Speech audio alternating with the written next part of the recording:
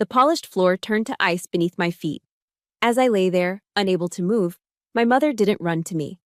She hissed, "Get up! You're embarrassing us in front of the Vanderbilts." Then, my father ripped my grandfather's watch from my wrist and hurled it into the darkness. "Useless!" he roared. My heart shattered into a million pieces. But they didn't know. In that moment of absolute betrayal, they didn't just create a victim. They created an enemy. And I would use the very system they despised to bring their entire world crashing down. My name is Captain Zorla Heath, United States Army. I've been trained to assess a threat in seconds, to remain calm under fire, to compartmentalize pain. But none of my training at West Point prepared me for the moment the polished IPE wood floor of my family's Napa estate turned to ice beneath my feet. The Heath Vineyard was in its full glory, a postcard of Californian opulence. The late afternoon sun cast a golden glow over the rolling hills, and the air, thick with the scent of money and blooming jasmine, carried the polite murmur of high society. Guests in linen suits and silk dresses held glasses of our award-winning Chardonnay, their laughter mingling with the clinking of silverware on porcelain. The aroma of roasted lamb chops, seasoned with rosemary from my mother's own garden, wafted from the sprawling flagstone patio. It was a scene of impeccable, calculated perfection, my family's specialty. I was moving through the crowd, a ghost in my own home, when it happened. One moment, I was walking toward the stone steps leading down to the main lawn. The next, my heel found no purchase.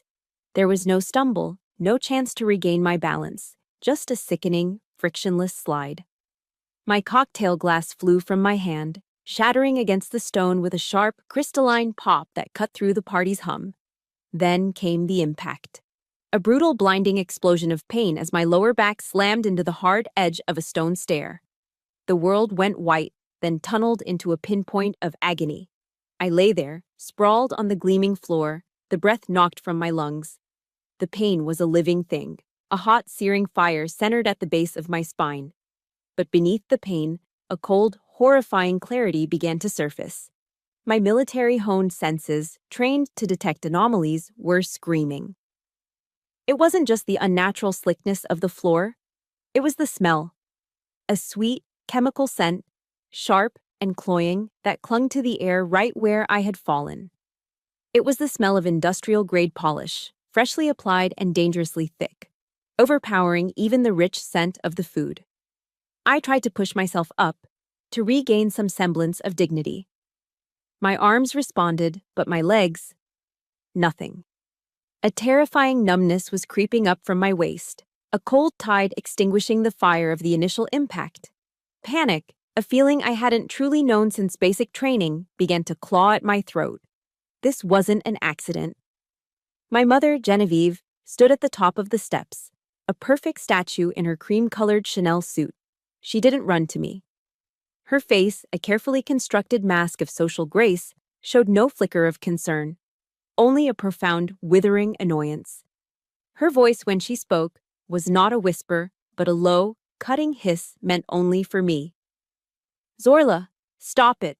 You're embarrassing the family in front of the Vanderbilts." She punctuated the sentence with a slight, almost imperceptible nod toward the evening's most esteemed guests. To my mother, my potential paralysis was merely a social inconvenience. Lying there, a broken thing on my family's perfect floor, I felt a loneliness so profound it stole my breath. I have to ask, have you ever felt a betrayal so deep it physically hurt? If you have, let me know in the comments, because in that moment, I felt utterly alone. Then, my father, Alistair, strode forward. For a fleeting, foolish second, a child's hope flickered within me. He was coming to help. But his eyes, cold and hard as granite, weren't looking at my face. They were fixed on my wrist. He didn't bend to help me up. He bent to snatch the watch from my arm. It was my grandfather's Patek Philippe. A vintage piece, simple and elegant, with a worn leather strap. It was the only thing of value he had left me, the only person in this family who had ever truly loved me. On the back, his shaky script was engraved, "Time will prove your worth, Zorla." Alistair's fingers dug into my skin as he ripped the watch from my wrist. the old leather strap groaning in protest. He straightened up, held it for a moment between his thumb and forefinger as if it were a piece of trash, and then, with a grunt of disgust, he hurled it into the deep green foliage of the azalea bushes nearby. "Useless thing!" he roared, his voice thick with contempt. And then he looked down at me, his daughter, lying helpless on the floor. Useless! The second word was for me. I knew it. Everyone knew it. Through the haze of pain and humiliation, my eyes found my sister, Serafina. She stood near the bar, a vision of grace in a flowing emerald silk dress. She wasn't looking at me with shock or pity. She was watching the scene with a small, quiet, triumphant smile playing on her perfectly painted lips. She leaned toward her best friend, murmuring just loud enough for the sound to carry over the sudden, stunned silence of the party. "I told you," she said, her voice a sweet poison. "She always has to make a scene to get attention." That was the final confirmation. The polished floor, the public humiliation, the desecration of my one sacred memory. It wasn't a series of unfortunate events. It was a perfectly orchestrated performance. And I was the star, broken and bleeding on their stage. The guests stood frozen, a gallery of horrified, fascinated statues. My family, my own blood, had cast me aside. In that deafening silence, only one person moved. Kyle Vance cut through the crowd. My West Point classmate, my friend. He didn't hesitate. He knelt beside me, his movements economical and precise, the way a soldier moves toward a fallen comrade. He said nothing to me, his focus absolute. He shrugged off his navy blazer and gently draped it over my legs, shielding me from the dozens of prying, curious eyes. It was a small gesture, but it was a fortress. Then, he looked up, not at me, but straight at my father. His jaw was set, and his eyes, usually warm, were now chips of steel. His voice was low, devoid of emotion, but it carried the unmistakable weight of a battlefield command. "Call 911, he said, the words clean and sharp as a bayonet. "Right now." The silence that followed was different. It wasn't the silence of shock anymore. It was the silence of a battle line being drawn. And as I lay there, looking from the dark green leaves that hid my grandfather's watch to the dark blue wool of the blazer that covered me, I knew this was not the end. It was the beginning of a war. The steady, rhythmic beep of a heart monitor is a lonely sound. An electronic metronome counting out the seconds of your uncertainty. In the sterile cold of the hospital room, waiting for the results of an MRI that would define my future, I closed my eyes against the fluorescent glare. The sharp, antiseptic smell of the room faded, replaced by something else. The familiar scent of damp earth, PVC pipes, and Elmer's glue. I wasn't a 32-year-old captain with a potential spinal injury anymore. I was back in the cluttered, wonderful world of 8th grade science. The all-school science fair was the most important event of my middle school existence. For 3 months, it was my entire world. While other kids were at football practice, I poured every ounce of my focus into my project, a complex, multi-stage water filtration system. It was my baby. I spent hours after school in the science lab, the afternoon sun slanting through the tall windows. I meticulously cut pipes, layered sand and charcoal in their clear chambers, and ran dozens of tests, dutifully recording the changing pH levels in my notebook. I dreamed of that first-place blue ribbon, of the impressed nod from Mr. Davison, the science teacher I idolized. But more than that, I dreamed of a different kind of approval. A simple, unqualified nod from my father. I was so close. The night before the fair, I went to the lab for one final check. The school was quiet, my footsteps echoing in the empty hallway. The moment I pushed open the heavy door to the lab, I knew something was profoundly wrong. A puddle of murky brown water was spreading across the checkered linoleum floor. My heart plummeted, a stone dropping into a bottomless well. My project, my beautiful system of pipes and filters, was in pieces. It was a carnage. It looked as if someone had taken a sledgehammer to it. The main basin was cracked, the carefully layered filters dumped out and mixed into a muddy slurry, and the clear pipes were shattered.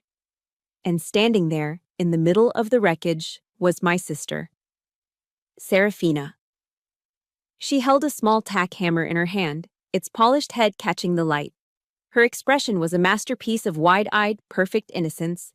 She looked from the devastation to me, her mouth forming a perfect O of surprise, as if she had just stumbled upon the scene herself. The chaos that followed was a blur of hurried footsteps and sharp, adult voices. Mr. Davison arrived, his face a mask of disappointment. Then, my parents, summoned from a dinner party. My mother's first words were not, "Zorla, are you okay?" but a sharp intake of breath and a muttered, "What a mess." That's when Serafina's performance began. It was worthy of an Oscar. Tears, big and dramatic, streamed down her face. She sobbed that she had only been trying to help. She claimed she saw a small leak and had tried to gently tap a loose fitting back into place. But I, her story went, had stormed in, screaming at her like a lunatic. In her version of the story, I was the villain. Overwhelmed by the pressure of the competition, I had flown into a hysterical rage and destroyed my own project. "She gets so intense," Sarah whispered to my mother, her voice trembling with practiced fragility. I was just trying to make it perfect for her. I stood there, stunned into a ringing silence. I tried to explain. I pointed to the hammer in her hand, to the sheer, deliberate violence of the destruction. This wasn't a gentle tap gone wrong. This was annihilation. But my words were just noise, the frantic buzzing of a fly caught in a spider's web. No one listened. No one believed me. My father, Alistair, looked at me, not with anger, but with a weary, soul-crushing disappointment that was infinitely worse. "It's always you, Zorla," he said, his voice flat. "Always causing trouble." My mother was already talking to the janitor, more concerned with cleaning up the unpleasant scene than with discovering the truth. The verdict was swift and brutal. I was disqualified from the science fair. My 3 months of tireless work were unceremoniously swept into a large, black garbage can. My punishment was a month of being grounded and the ultimate, soul-searing humiliation. I had to write a formal letter of apology to Serafina for raising my voice and falsely accusing her. The first-place prize that year went to a volcano made of papier-mâché, baking soda, and vinegar. That night, I hid in my room, the door locked, my face buried in my pillow.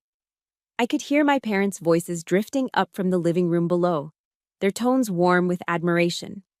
They were praising Serafina for her bravery and for being such a caring, considerate older sister, for enduring my supposed outburst with such grace. It was the first time I truly understood a fundamental law of the Heath household. The truth didn't matter. A good performance was worth more. The story was always more important than the facts, and Serafina was always, without fail, a better storyteller. It makes me wonder, have you ever been blamed for something you didn't do, just because someone else's story was more believable? If this has happened to you, share it in the comments. I need to know I'm not the only one. The insistent, metronomic beeping of the monitor pulled me back to the present, back to the cold sheets and the terrifying uncertainty. I opened my eyes, the white acoustic tiles of the hospital room ceiling coming into sharp, unforgiving focus. The cold numbness in my legs was still there, a terrifying echo of the cold numbness that had settled in my heart all those years ago. I finally saw it with perfect, painful clarity. The fall on the IPE wood floor wasn't a new tragedy. It was just a bigger, more brutal, adult-sized version of the smashed science project. The players were the same. Serafina, the angelic saboteur with a cunning, hidden smile. My parents, with their calculated indifference and blatant, unwavering favoritism. And me, the designated victim, blamed for my own suffering. Everything was precisely the same.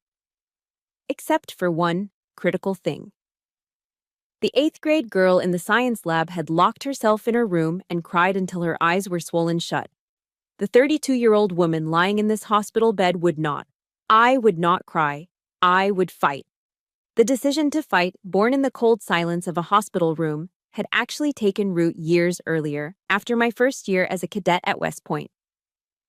That summer, instead of returning to the suffocating luxury of the Heath estate, I executed my first real strategic maneuver. I told my family I'd been selected for a special summer training program, an intensive course that was classified. It was a lie, but it was a necessary one. My real destination was far from any military base. I bought a one-way ticket on a Greyhound bus heading west, to Midland, Texas. The long, rumbling journey was a kind of decompression. With every mile that separated me from the lush, manicured vineyards of Napa, I felt a layer of expectation and disappointment peel away.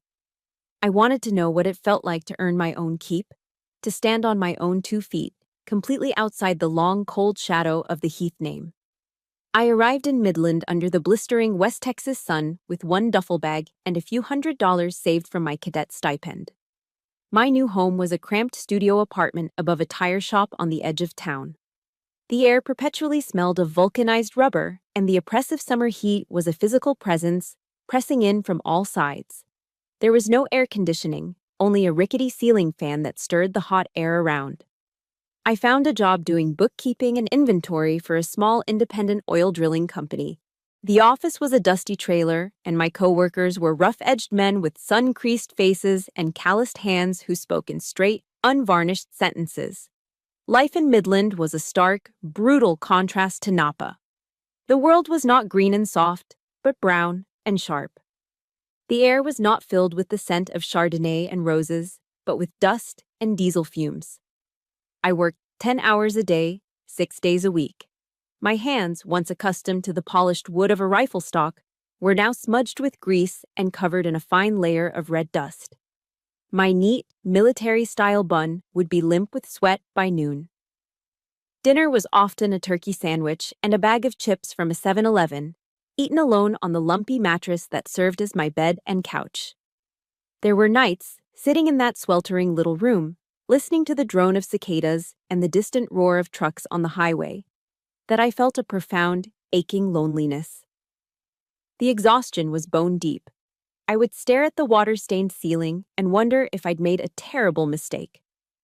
The easy comfort of home, the cool swimming pool, the gourmet meals, they all felt a million miles away. I was adrift. But then, Friday would come. My boss, a stout man named Earl, would hand me a check. It wasn't much, but as I held that small rectangle of paper in my hand, a powerful, fierce pride would swell in my chest, chasing away the fatigue and doubt. This was my money, earned with my own mind and my own 2 hands. It was the most valuable thing I'd ever owned. It was proof. I was not useless. I was a person who could survive. With my first few paychecks, I bought a beat-up 20-year-old Ford pickup truck. It was rusted in places and the engine made a whirring, rattling sound, but it was mine. It was freedom. One scorching evening, on my way back from work, that freedom sputtered to a halt.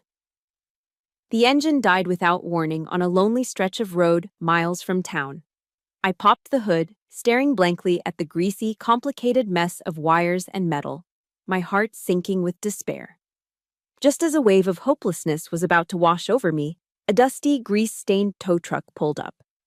An older mechanic with a kind, weathered face and a name, Gus, stitched on his shirt, got out. He didn't say much, just grunted, peered under the hood, and went to work. Within 20 minutes, he had diagnosed a faulty alternator and, through some mechanical wizardry, managed to get the engine running again. I fumbled in my purse, ready to give him every dollar I had. "How much do I owe you?" Gus wiped his hands on an old, oily rag and shook his head. "Nah, forget it," he said, his voice a low, gravelly drawl. He looked at me, at my dusty clothes and tired eyes. "You remind me of my own daughter. Stubborn as a mule, that one." He gave a small, genuine smile. "Let's just call it a welcome to Texas dinner on me." I stood there, speechless. This simple, uncalculated act of kindness from a complete stranger broke something open inside me. I felt a stinging in my eyes, and to my own surprise, I started to cry. Not the quiet, suppressed tears of my childhood, but big, messy, grateful tears. I hadn't cried in months, maybe years. It was a release, a cleansing of all the loneliness and struggle. That summer ended. I drove my rattling pickup back to the Greyhound station and returned to West Point. I was tanner, my hands were rough with calluses, but I walked with a new kind of confidence. I had survived, no, I had thrived in a world that had nothing to do with my family's name or money. I had proven to myself, the only person who mattered, that I was not the useless thing my father saw. I was capable, I was resilient. That summer in Midland became my mental fortress, an internal wellspring of strength. It was the first brick I laid in the foundation of a life I would build for myself, a life whose value could never be snatched away and thrown into the bushes. It was the beginning of my true independence. The inner fortress I built that summer in Texas was tested many times over the years, but never more so than during a brutal winter field exercise at Fort Drum, New York. It was years after my Texas escape, and by then, I was a seasoned captain. But the cold at Fort Drum is a different kind of enemy. It's a relentless creeping force that seeps into your bones and tests the very limits of your endurance. The snow fell in thick, heavy sheets, muffling the world in a blanket of white. The temperature had plunged far below freezing, and the wind howled through the pines like a hungry wolf. We were days into a complex logistics simulation, and I had made a mistake. A small miscalculation in our supply chain, but one that had a cascading effect, causing delays and forcing other units to scramble. It was fixable, but in the unforgiving hierarchy of the Army, there's no room for error. I felt the weight of it pressing down on me, heavy and cold as the snow itself. I was sitting alone in the dim, cramped command tent, the canvas walls groaning under the assault of the wind. The only light came from the green glow of a tactical computer screen. I was exhausted, chilled to the core, and nursing a profound sense of failure. My dinner consisted of a rock-hard energy bar from an MRE, which I chewed on without tasting. In the isolation and the biting cold, the old familiar voice of my father echoed in my mind. Useless, always causing trouble. The feeling of being the family's failed investment was a ghost that never strayed far. The tent flap rustled, and a blast of frigid air swirled in, followed by Cale Vance. He was covered in a light dusting of snow, his cheeks red from the cold. In his gloved hands, he held two battered, steaming thermal mugs. He didn't say much, just nudged one of the mugs across the small folding table toward me. A cloud of fragrant steam rose from it, smelling impossibly, wonderfully of home. "Heated it up on the field stove," he said, his voice low. He sat down opposite me, wrapping his own hands around his mug. "You looked like you were about to freeze solid." I looked down into the mug. It was Campbell's chicken noodle soup, the classic red and white can, a staple of every American childhood. A simple, almost laughably mundane thing in the face of our high-stakes military exercise. But in that moment, the warmth seeping through the metal into my frozen fingers felt more luxurious than any five-star meal at my family's estate. It was a warmth that had nothing to do with temperature.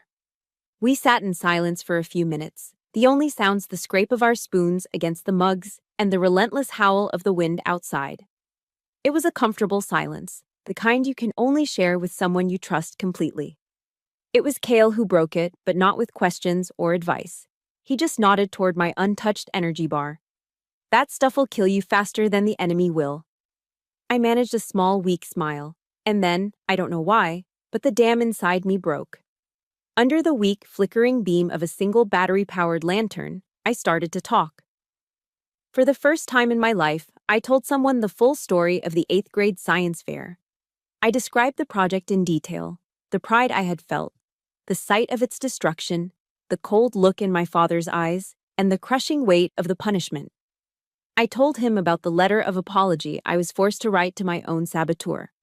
I wasn't complaining or looking for pity.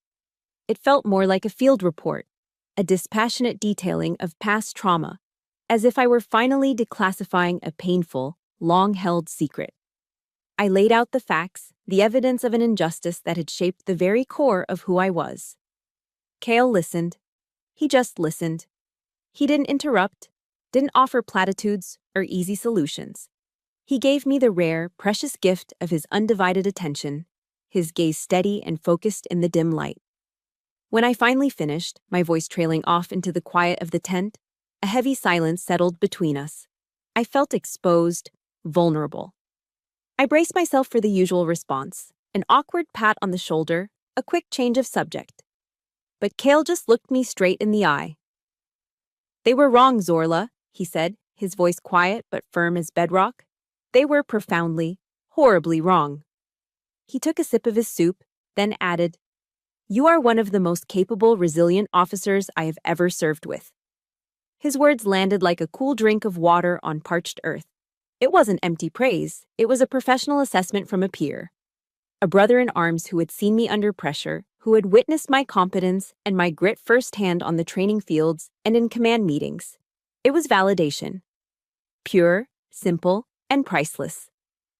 For the first time, I felt like my worth wasn't something I had to constantly prove, but something that was simply seen and acknowledged. That night, I crawled into my sleeping bag, the warmth of the soup still lingering in my belly. The wind still raged outside, and the cold was just as bitter, but it couldn't touch me. For the first time in a long time, I slept soundly, a deep and dreamless sleep. I had found my family. It wasn't in a magnificent vineyard in Napa Valley, surrounded by wealth and status. It was here, in a canvas tent in the middle of a frozen wilderness, forged in the quiet loyalty and shared understanding between soldiers. It was a family of choice, and it was stronger than blood. The peace I had found at Fort Drum, that quiet sense of belonging, lasted for a few precious months. I carried it with me like a warm ember. But my family had a way of finding me, of sending a cold draft to extinguish any flame of contentment I managed to build. The assault, when it came, wasn't a frontal attack. It was a stealth infiltration, disguised as an olive branch. It came in the form of a phone call. It was a few months before the fateful party. I was in my sparse but orderly apartment near the base, reviewing personnel files, when my phone rang with an unfamiliar Napa area code. It was my mother. Her voice, when I answered, was unnaturally sweet, a syrupy tone she usually reserved for wealthy potential clients or influential neighbors. "Zorla, darling, how are you?" she began, the words flowing like warm honey. "We were just talking about you last night. Serafina was saying how much she misses her little sister. We all do. The estate just feels so empty without you here." I stood by the window, my guard instantly up. This was a tactic I knew well. The love bombing. The sudden, overwhelming affection that always preceded a request. But despite my cynicism, honed by years of experience, a foolish, treacherous part of my heart flickered. A tiny, desperate spark of hope. I hadn't spoken to them in almost a year. Maybe they had changed. Maybe they really did miss me. Maybe this time would be different. "I'm fine, Mom," I said, my voice carefully neutral. "Work is busy." "Oh, I'm sure it is, dear. We're so proud of you, you know," she continued, laying it on thick. "Your father and I were just saying, our daughter, the captain, it has such a ring to it." I remained silent, letting her play her hand. After a few more minutes of saccharine praise and feigned interest in my life, she finally pivoted to the true purpose of the call. The pivot was so smooth, so practiced, it was almost elegant. "Speaking of work," she said, her voice dropping into a more confidential tone, "things here have hit a little temporary rough patch. You know how it is. But it's actually an opportunity. Your father has a brilliant plan to expand into a new line of premium reserve wines." Here it comes, I thought. "The thing is, darling, the banks are being so difficult these days. We need a rather large loan to get it off the ground, and they're insisting on a guarantor with an impeccable reputation." She paused for effect. "And then we thought of you. With your rank, your spotless record from West Point. My love, you would be the perfect guarantor. It's just a formality, of course, a simple signature." A chill, colder than any Fort Drum wind, snaked its way down my spine. It wasn't just about money. It was about my name, my career. The one thing I had built for myself, brick by painful brick, entirely on my own. They wanted to leverage it, to use my hard-won honor as collateral for one of their risky ventures. The request was so audacious, so profoundly disrespectful that it left me momentarily speechless. My hesitation was all the opening my father needed. I heard a rustle on the other end, and then Alistair's voice was on the line, sharp and stripped of all pretense. "Listen, Zorla," he said, his tone the one he used for underperforming employees. It was clipped, impatient, and utterly dismissive. "Your mother is being too delicate. Let's be frank. This family has invested a great deal in you, your education, your upbringing. It's time you showed some responsibility. Stop being selfish. This is your duty." Duty. That one word hit me like a physical blow. It was the same word they used when they needed me to cancel my plans to babysit for Sarah. The same word they used when they expected me to take the blame for Sarah's mistakes. It was the word they used to chain me to their expectations, to remind me that my life was not my own, but a debt I owed to them. All the old wounds, all the slights and sacrifices came rushing back. The smashed science project, the constant casual cruelty, the feeling of being perpetually second best. In that moment, the tiny spark of hope inside me was not just extinguished, it was annihilated. There was nothing left but cold, hard ash. I took a slow, deep breath, the way I would before giving a difficult order. When I spoke, my voice was calm, level, and as cold as the ice that had just formed around my heart. No. A stunned silence crackled on the other end of the line. I had never said a flat no to them before. I had demurred, I had equivocated, I had made excuses, but I had never simply refused. "What did you say?" Alistair's voice was a low growl of disbelief. "I said no," I repeated, each word a carefully placed stone, building a wall between us. "I will not do it. My honor is not for sale." There was another beat of shocked silence, followed by an incoherent roar of fury from my father. Then, the line went dead. He had hung up on me. I stood there for a long time, staring at the blank screen of my phone. The quiet of my small apartment felt vast and absolute. I knew, with a certainty that settled deep in my bones, that my refusal was not the end of the matter. It was a declaration of war. They would not let this go. They would retaliate. And that sudden, effusive invitation to a party in my honor that arrived a few weeks later? I knew exactly what it was. It wasn't an olive branch. It was the chosen battlefield. The doctor delivered the diagnosis with a practiced, gentle detachment that felt more chilling than any overt display of pity. Incomplete spinal cord injury. The words hung in the sterile air of the hospital room, clinical and cold, devoid of emotion.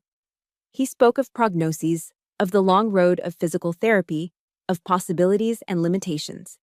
He used phrases like, "significant recovery is possible," and "outcomes can vary." But I wasn't listening to the nuances. I was staring at the familiar grid of acoustic tiles on the ceiling, the same pattern I'd stared at when I first woke up here. But something fundamental inside me had shifted. I didn't cry. The time for tears, for the soft release of grief, was over. That was a luxury for a different life, a different person. The years of suppressed anger, the lifetime of swallowing injustices big and small, did not erupt in a fiery, cathartic rage. Instead, it underwent a chemical change. It cooled, it compressed, it hardened. It crystallized into a single, perfect, ice-cold objective. The pain was a roaring fire at the base of my spine. The fear was a humming electric current beneath my skin. But overriding it all was a clarity so sharp it was almost peaceful. This was no longer just about me. I turned my head on the stiff hospital pillow and looked at Cale. He had been there all night, a silent, steady presence in the uncomfortable visitor's chair by my bed. He hadn't slept. I could see the fatigue in the set of his jaw. But his eyes were alert and focused entirely on me. He was waiting. Not for me to break down, but for my orders. He knew me that well. My voice, when I spoke, was quiet, but it was stripped of any tremor of the victim. It was the voice of a commander assessing a hostile action, identifying the enemy, and choosing the field of battle. "They did this deliberately, Cale," I said, my words precise and evenly spaced, each one a carefully laid stone. "This was not a family dispute. They assaulted an officer of the United States Army, I emphasized every single word. Officer, United States Army. It wasn't just a title, it was a shield, a sword, a jurisdiction. I was reframing the narrative, not as a broken daughter betrayed by her family, but as a soldier attacked on home soil. I was taking my personal agony and placing it under the authority of the one institution I trusted, the one family that had never failed me. I was invoking the oath I had taken, the one we had both sworn with our hands raised to defend our nation against all enemies, foreign and domestic. I was realizing, with a chilling and absolute certainty, that sometimes the most dangerous domestic enemies share your bloodline and sleep under the same roof. Cale's face hardened, the fatigue in his eyes replaced by a sharp, focused intensity. He understood the strategic pivot immediately. He knew the profound implications of my words. This was no longer a private matter to be handled by the overwhelmed local police and expensive civil lawyers who could be bought and sold. This was an attack on a federal officer, a direct threat to military readiness and personnel integrity. "I understand," he said. His voice dropped into the formal, clipped tone of a subordinate acknowledging a critical command. He stood up, the chair scraping softly against the polished linoleum. He pulled out his phone, gave me one last, firm nod of confirmation, and stepped out into the hallway, pulling the door almost closed behind him, affording me the illusion of privacy. I could hear his voice, muffled but clear, through the slight gap. It was not the voice of my concerned friend anymore. It was the voice of Captain Kalen Vance, United States Army, reporting up the chain of command. "Sir, this is Captain Kalen Vance, service number." I heard him recite his credentials with the practiced, automatic ease of a soldier. "I am reporting a Category 1 incident. One of our officers, Captain Zorla Heath, has been intentionally assaulted. The potential for permanent, debilitating injury is high." There was a pause as he listened. "The incident occurred on U.S. soil." "Yes, sir." "The assailants were her own family." That single phone call was a pebble that started an avalanche. It activated a machine my family, in all their arrogant civilian wealth and social power, could never have comprehended. They understood the power of money, of lawyers on retainer, of backroom deals and social influence. They had no concept of the vast, impersonal, and relentless institutional power they had just provoked. Within hours, things began to move with a quiet, terrifying military efficiency. A representative from the nearest Judge Advocate General's Corps office, a woman with the sharp eyes and no-nonsense demeanor of a career officer, arrived at the hospital before the sun had set. The Napa Police Department, which had been treating the case as a messy, domestic incident, now found themselves cooperating with stone-faced criminal investigators from the Army CID. The official report was no longer a simple assault. It was now classified as an act causing potential harm to an active duty military asset, an act that directly impacted national security and combat readiness. I felt the shift in the atmosphere, a tangible change in the gravity of the room. The immense weight I had been carrying, the crushing burden of fighting this alone, began to lift. It was being transferred to broader, stronger shoulders. The system, the one I had dedicated my life to, was now at my back. Later that afternoon, the JAG lawyer entered my room. Her Class A uniform was immaculate, her name tag reading, Reyes. Her rank insignia showed she was a major. She moved with an air of cool, unshakable competence that I, as a fellow officer, found immensely comforting. She didn't offer empty condolences or fuss over my condition. She got straight to the point. "Captain Heath," she began, her voice crisp and professional. "I'm Major Reyes. I've been assigned as lead counsel for your case. I've reviewed Captain Vance's preliminary report and the initial findings from the local authorities." She pulled a secured tablet from her briefcase and sat down. All business. "From this moment on, the JAG Corps will be handling all legal and investigative aspects of this incident. Your only mission now, Captain, is to focus on your recovery. We will handle the rest." She looked at me then, her professional expression softening for just a fraction of a second, an undercurrent of profound solidarity passing between us. "We take care of our own, Captain."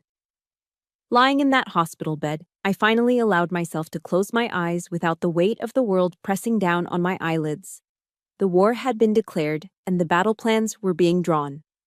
But for the first time in my life, I was not the sole combatant on the field.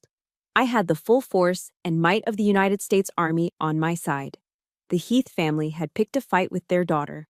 They had no idea they had just gone to war with an army. While I was learning to navigate the world from a hospital bed, the wheels of military justice were turning with relentless, quiet force. My days were a monotonous cycle of physical therapy, pain management, and staring at the ceiling. But my mind was on the front lines, receiving dispatches from Major Reyes. She was my forward observer, my eyes and ears on the ground. One morning, Kyle brought me a book by the researcher Brené Brown. I opened it to a random page and my eyes landed on a sentence. Truth and courage aren't always comfortable, but they're never weakness. It felt like a direct order. At that exact moment, my phone rang. It was Major Reyes. "The operation is a go, Captain," she said, her voice all business. "Warrant's been served." I later learned how it unfolded. It was a perfect sun-drenched Napa Valley morning. My father and mother were having breakfast on the veranda. Croissants and fresh orange juice, a scene of domestic tranquility. That tranquility was shattered by the arrival of a convoy of unmarked sedans crunching up their perfectly manicured gravel driveway. The Heath estate, a place so private it was practically a fortress, was suddenly breached. Agents from the Army's Criminal Investigation Division and the FBI, a joint task force assembled due to the element of financial fraud, fanned out across the property. They were polite, professional, and completely immovable. They secured the perimeter, their very presence a violation of the bubble of power and control my family had always taken for granted. While one team collected forensic samples from the IPE wood floor, the primary target was Alistair's private office. My parents, I was told, were stunned into a state of indignant disbelief.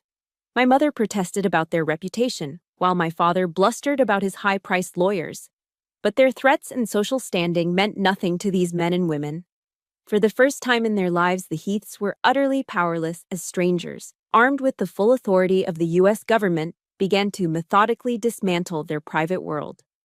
In my father's opulent, mahogany-paneled office, behind a priceless landscape painting, they found it. A state-of-the-art biometric safe, set flush into the wall. When asked for the combination, Alistair refused, his face a mask of cold fury. Major Reyes's voice crackled over the phone as she gave me the play-by-play. "The FBI's tech team is working on it, but it's a complex system. They're projecting a few hours." "There might be a shortcut," I said, a sudden intuitive thought striking me. "Cale is here. Can you put him on?" I explained my hunch to Cale. It was a long shot, a psychological guess based on a lifetime of observing my father's obsessions. Cale made a quick call to a friend of his in Army Cyber Command. It was unorthodox, but these were unusual circumstances. He relayed my theory. A few minutes later, he got a text back. Major Reyes came back on the line. "Captain, your hunch was remarkably accurate. We just received a tip." Her voice held a note of professional respect. The combination to the safe was Serafina's birthday. 8 digits, entered backward. A small, chilling detail that laid bare the twisted landscape of my father's mind. His golden child, his prized possession, her identity the key to protecting his darkest secrets. The heavy door of the safe swung open. At first, what they found was exactly what the FBI's Financial Crimes Unit expected. 2 sets of books, one for the IRS and one for reality, detailing a web of shell corporations and offshore accounts. It was enough to cause my father serious trouble, but buried beneath the ledgers in a sealed manila envelope, they found something far more sinister. They found the weapon. It wasn't a gun or a knife, it was a document. A meticulously drafted, multi-page plan, handwritten in my father's own precise, sloping script. It was a blueprint for my destruction. Major Reyes read excerpts to me over the phone, her voice cold and steady, but I could hear the undercurrent of shock. The plan outlined, step by step, a strategy to orchestrate a regrettable accident for me. It detailed how, following the accident, they would invoke a medical power of attorney. a document I vaguely remembered them tricking me into signing years ago, just in case something happens to you on duty, darling. To have me declared legally incompetent. The final step was to seize control of my assets, including a substantial trust my grandfather had left solely in my name, a trust my father had always resented. The premeditation was horrifying. There were notes in the margins comparing the efficacy and detectability of different chemical agents to be used on the floor. Isopropyl alcohol mixed with carnauba wax, one note read, maximum slip, minimal trace. There were calculations about the force needed to ensure a fall severe enough to cause a spinal injury, but not immediately fatal. This wasn't a spontaneous act of cruelty born from a moment of anger. This was a cold, calculated, corporate-style plot to eliminate a failed investment and absorb her assets. It was conspiracy to commit grievous bodily harm, wire fraud, and a dozen other felonies. The discovery of that document changed everything. It transformed the case from a brutal assault into a deeply premeditated criminal conspiracy. It was the smoking gun, the Rosetta Stone of my family's treachery. There was a long silence on the phone after Major Reyes finished reading. I could hear her take a deep, steadying breath on the other end. The truth was out, uglier and more monstrous than I could have ever imagined. But as Brené Brown wrote, it was not a weakness. It was a weapon. My weapon. Captain, Major Reyes said finally, her voice ringing with the certainty of a verdict already delivered. We have everything. Your battle is won. All that's left is the sentencing. The meeting was not a negotiation. It was a tactical surrender, and they just didn't know it yet. The chosen venue was not their lawyer's plush, mahogany-paneled office in San Francisco, with its panoramic city views designed to intimidate. Instead, the battlefield was a sterile, windowless conference room in a federal building, a place devoid of personality and power plays. The air smelled faintly of stale coffee and bureaucratic indifference. They were already there when we arrived. My father, Alistair, my mother, Genevieve, and my sister, Serafina, sat on one side of a long, polished table. They were flanked by their team of high-priced lawyers, looking confident, almost smug, as if this were merely a civil proceeding to be resolved with a checkbook. They saw me, and their expressions tightened with a flicker of annoyance, not fear. On the other side of the table sat my team. Major Reyes, sharp and composed, a grim-faced assistant U.S. attorney named Mr. Chen, and Cale, standing guard behind me. I was in my wheelchair, dressed in my formal Army service uniform, the dark blue jacket adorned with my rank and ribbons. I felt the weight of the uniform, not as a burden, but as armor. Today, I was not their victim. I was Captain Zorla Heath, representing the institution they had grievously underestimated. Their lead counsel, a man with silver hair and a $5,000 suit, began with an air of magnanimous condescension. We are, of course, deeply saddened by the unfortunate accident that befell Zorla, he said smoothly. And in the spirit of family reconciliation, the Heath family is prepared to make a very generous settlement offer to cover all medical expenses and ensure Zorla's future comfort. Mr. Chen, the federal prosecutor, let a small, cold smile touch his lips. He didn't respond to the offer. Instead, he slid a thin file across the table.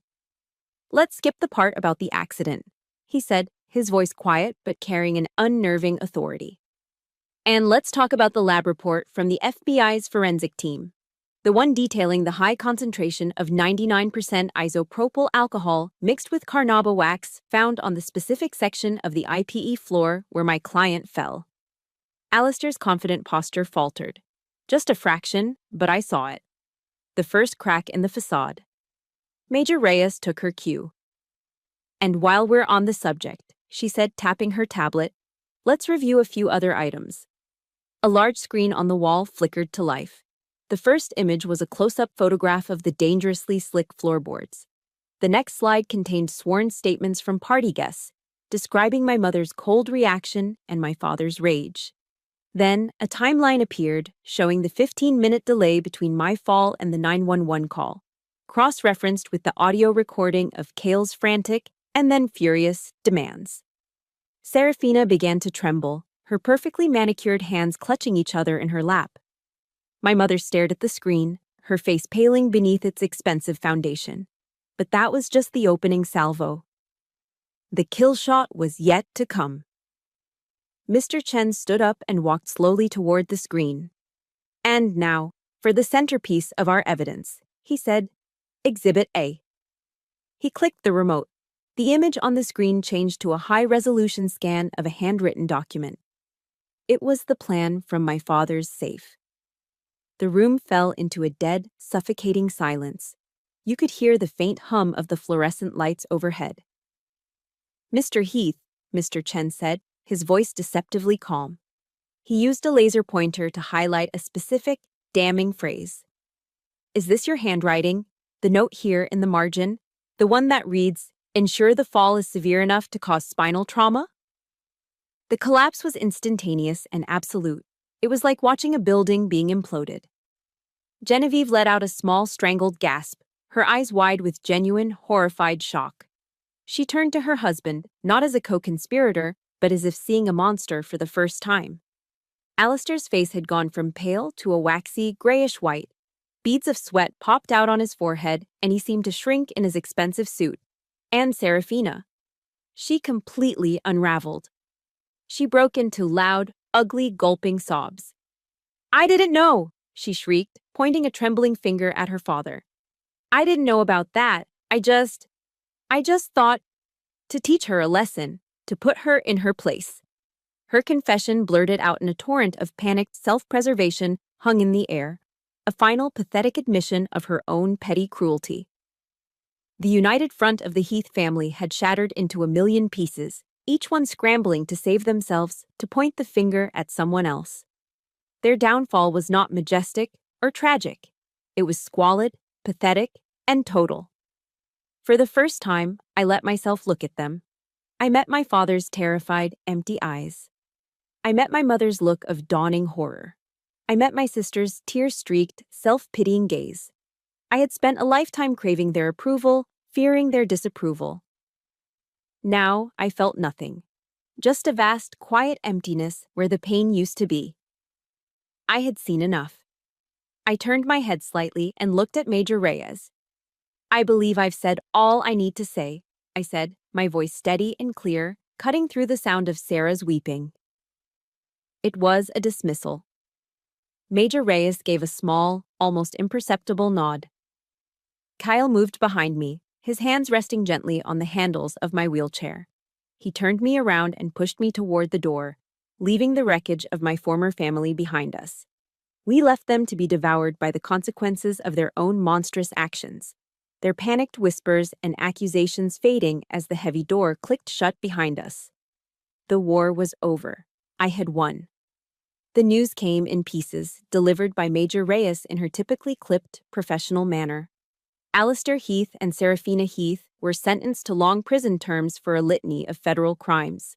The Heath estate, the vineyards, the wine brand. Everything was seized and liquidated to pay off fines and restitution. Genevieve, left with nothing, was forced to move into a small, rented apartment in a town she once would have sneered at. The Heath dynasty had turned to ash. I'd imagined this moment for months. I thought victory would taste sweet, like justice. I thought it would feel like a weight being lifted, a triumphant crescendo. It didn't. Instead, the aftermath of the war left a hollow, echoing silence in its wake. There was no joy, no elation, just a profound, soul-deep exhaustion. I had won. But in the process, I had systematically annihilated my own family. And even a toxic family, I was discovering, leaves a gaping hole when it's gone. My days fell into a new, grueling rhythm at a military rehabilitation center in San Antonio. Each morning was a battle fought on a new front. It was a war against my own body, a fight to coax life back into nerves and muscles that had been silenced. Learning to take a single, wobbly step with the help of parallel bars felt like a greater struggle than any obstacle course at West Point. But alongside the physical battle, I was fighting the ghosts in my mind. The faces of my family in that conference room, their masks of power ripped away to reveal the pathetic, panicked souls beneath. The fight was over, but the battlefield was still littered with wreckage. One afternoon, Cale came to visit, his expression unusually troubled. "Your mother found my number," he said, his voice hesitant. "She called." He told me she had been weeping, begging him to pass on a message. She pleaded for my forgiveness. She swore she had no idea what Alistair was planning, that she was as shocked as anyone. She loved me, she claimed. She had always loved me. I listened to Cale recount the conversation, my own expression unmoving. I felt nothing. No anger, no pity, not even a flicker of the old familiar hope. I had learned long ago that my mother's not knowing was a carefully cultivated survival skill. It was a willful blindness, a conscious choice to look away from any unpleasantness that might tarnish the perfect facade of her life. Her ignorance was not a defense. It was her complicity.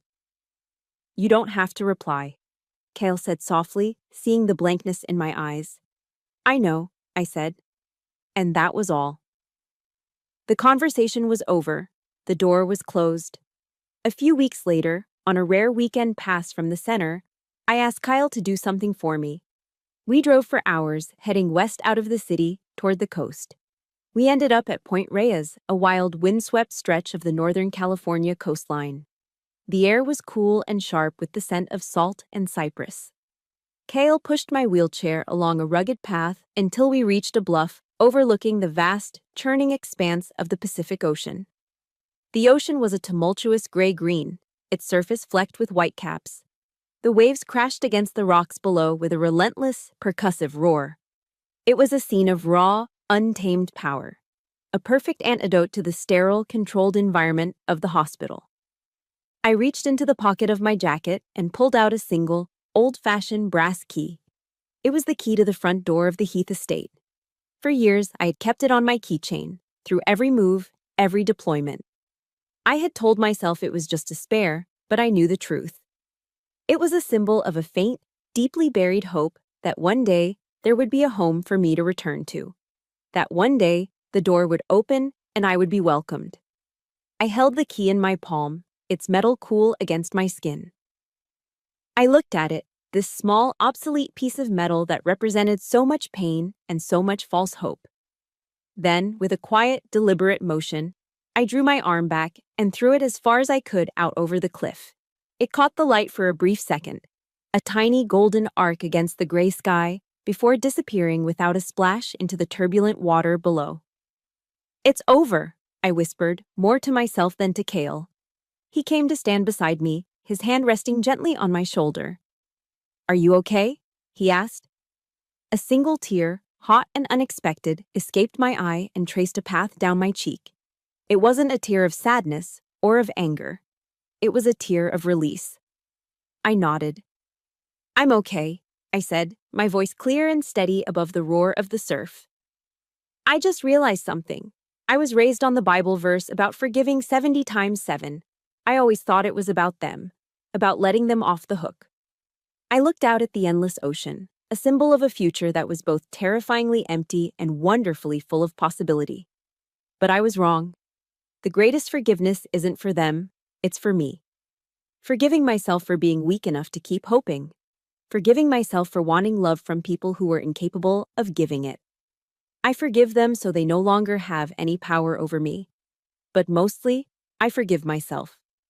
I took a deep breath of the salty air, and for the first time since I stepped onto that polished ice floor, I felt free. 2 years passed. 2 years of relearning the world, one painful, determined step at a time. The road back was not a straight line, but a winding path of victories and setbacks. But I walked it. And it led me home. Not to the sprawling, sun-scorched vineyards of Napa, but to the gray stone walls and hallowed grounds of West Point. The Army, in its own way, took care of me. After my medical retirement from active duty, they offered me a teaching position. Now, my title is Professor Heath, and I teach a course on military ethics and leadership to the next generation of officers. I live in a small historic house on the academy grounds with Cale, who, in a stroke of perfect serendipity, was also reassigned here as an instructor. Every morning, I wake up to the sight of the majestic Hudson River, its surface calm and gray in the early light. I feel a sense of peace I have never known, a quiet that isn't empty, but full. On the second anniversary of the day I walked out of the rehabilitation center, Cale handed me a small, velvet-lined box. His expression was a mixture of nervousness and hope. I opened it. Inside, resting on a bed of black satin, was my grandfather's Patek Philippe. It was perfect. The crystal was clear, the gold casing polished to a soft gleam, the worn leather strap carefully restored. It was ticking. I stared at it, my breath catching in my throat. I had a friend in the Napa Sheriff's Department, Cale admitted, his voice quiet. I asked him to go back and search the grounds the very next day. I had a feeling you'd want it back someday. He took the watch from the box and gently fastened it around my wrist. The cool, familiar weight settled against my skin. The scars on my back, a permanent roadmap of my family's betrayal, still ached on cold days. But this watch on my wrist was a different kind of reminder, a reminder of a different legacy. My grandfather's words, engraved on the back, felt like a prophecy fulfilled. Time will prove your worth, Zorla. Time had. A few months into the semester, during a guest lecture for a group of female cadets in their final year, one of them raised her hand. She was a bright, eager young woman who reminded me a little of myself at that age. "Professor Heath," she asked, "how do you deal with failure? With injustice? When people you're supposed to trust let you down?" The question hung in the air, raw and real. I paused, looking past her, out the tall, arched window toward the historic parade grounds, the plain, where generations of cadets had marched and trained. "West Point will teach you how to be a soldier," I said, my voice resonating in the quiet lecture hall. "They will teach you tactics and strategy and how to lead under fire. But they don't teach you how to heal. And that's a skill you'll need just as much." I looked back at the young woman, at all the hopeful, determined faces looking up at me. Resilience isn't about never falling down. It isn't about being unbreakable. It's about knowing how to get back up again and again and again, even when the scars remain. It's about learning that you have to be your own rescuer. I let my final point settle. And most importantly, it's about understanding, in your very bones, that your value is not determined by your family, by your rank, or by anyone else's opinion. It is inherent. You define it. No one can take it from you unless you let them. The story ends not with a grand event, but with a simple, perfect moment. It's a crisp autumn morning. Kyle and I are walking along Flirtation Walk, the path that winds along the Hudson. The leaves on the trees are a riot of red and gold, and the air is clean and cool. I'm using a cane, a sleek, specially designed carbon fiber one. My gait isn't perfect. There's a slight, permanent limp, a physical reminder of my history. But every step is steady, every step is my own, full of purpose. I am no longer the victim of the Heath estate. I am no longer defined by their cruelty or their ambition. I am a survivor, a professor, a partner to a man who saw my worth when I couldn't. I am the master of my own life. My family left me with a legacy of betrayal. But from those bitter ashes, I built a new one. A legacy of resilience, of honor, of a quiet, hard-won peace. Standing here, watching the sun rise over the Hudson, with Cale's hand warm in mine and my grandfather's watch ticking steadily on my wrist, I know this is my true inheritance. And it is more valuable than all the wine in Napa Valley. That sunrise over the Hudson wasn't just the end of my story. It was a message for anyone who feels trapped in a story someone else wrote for them. Your legacy is not what was done to you. It's what you choose to build from the ashes. If this story resonated with you, or if you know someone who needs to hear that they have the strength to find their own sunrise, please like and share it. And subscribe to this channel for more stories of resilience and hope. Remember, you are never truly alone.